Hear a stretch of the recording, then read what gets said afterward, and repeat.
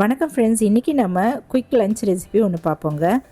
ஈஸியாக டொமேட்டோ ரசம் வந்து குக்கரில் எப்படி செய்யலான்னு பார்க்கலாங்க. இதுக்கு ரொம்ப சிரமப்படவும் வேண்டாம். ஒன் பார்ட் ரெசிபியாக நம்ம இந்த தக்காளி ரசம் எப்படி செய்யலான்னு பார்க்கலாம். இப்போ 2 தக்காளி, ஒரு பச்சை மிளகாய், 4-5 பூண்டு பல் தோல் உரிச்சு எடுத்து வச்சுக்கலாம்.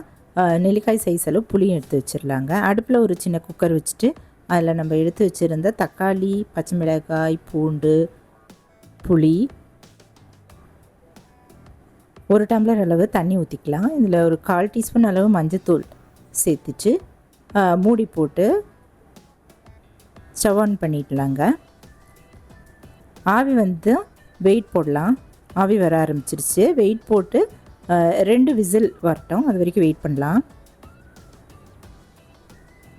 2 விசில் வந்துடுச்சுங்க. நம்ம ஸ்டவ் ஆஃப் பண்ணிவிட்டு இறக்கி வச்சுட்டு ஆற வச்சுக்கலாங்க. இப்போ இதெல்லாம் நல்லா ஆறிடுச்சு. தக்காளி வந்து நம்ம மேஷ் பண்ணிடலாம், நல்லா மசிச்சுக்கலாம். ஏன்னா நம்ம முழு தக்காளியாக போட்டிருந்தோம், அதனால் இதை நல்லா மசிச்சிடலாம். பூண்டும் எல்லாமே மசிஞ்சிருங்க. சூப்பராக அருமையாக இருக்கும் இந்த ரசம். நீங்கள் ட்ரை பண்ணி பாருங்கள். மேற்கொண்டு நம்ம ஒரு 1.5 டம்ளர் அளவு தண்ணி ஊற்றிட்டு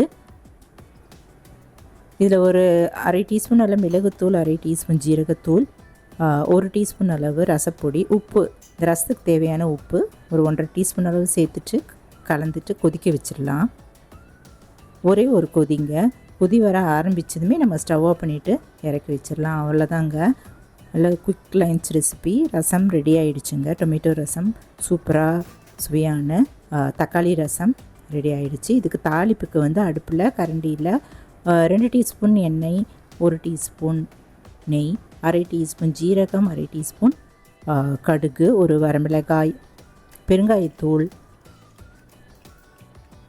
இதெல்லாம் போட்டு பொரிஞ்சதும் கருவேப்பிலை கொத்து உருவி போட்டுட்டு நம்ம இந்த ரசம் மேலே ஊற்றிட வேண்டியதாங்க. ஈஸியான இந்த ரசம், தக்காளி ரசம் நீங்களும் ஒரு முறை இது போல் செஞ்சு பாருங்கள்.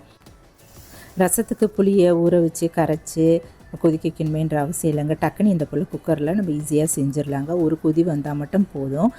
இந்த ரசம் வந்து பிகினர்ஸ்க்கு ரொம்ப யூஸ்ஃபுல்லாக இருக்குங்க. சமையலுக்கு புதுசாக செய்கிறவங்க கூட இந்த ரசத்தை ஈஸியாக செஞ்சிடலாம். நீங்களும் இந்த டேஸ்டான தக்காளி ரசம், டொமேட்டோ ரசம் குயிக் லஞ்ச் ரெசிபி இந்த போல் செஞ்சு பார்த்துட்டு எப்படி இருக்குன்னு சொல்லுங்கள். இந்த வீடியோ பிடிச்சிருந்தா இந்த லைக் பண்ணுங்கள், ஷேர் பண்ணுங்கள், இந்த சேனலை சப்ஸ்கிரைப் பண்ணிக்கோங்க. என்ன ஃப்ரெண்ட்ஸ், ரசம் வைக்க தயாராகிட்டிங்களா? தேங்க்ஸ் ஃபார் வாட்சிங். நம்ம நெக்ஸ்ட் வீடியோவில் பார்க்கலாம். நன்றி, வணக்கம்.